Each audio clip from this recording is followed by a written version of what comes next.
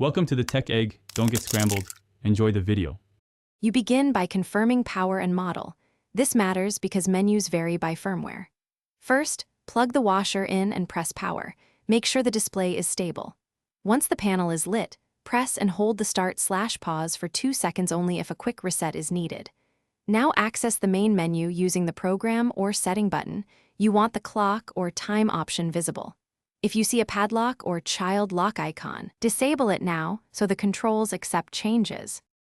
Once the clock option is visible, tap the program or option button repeatedly until you reach clock or time set. Models differ, but the sequence is similar. Use the plus and minus buttons or the main dial to adjust the hour first. Make sure you observe AM versus PM if the display shows it. Then move to minutes and set them precisely. After adjusting both fields, press Start or Select to confirm. On some units, you must press and hold for 2 seconds to save. To finish, press Save or Start so the machine stores the new time.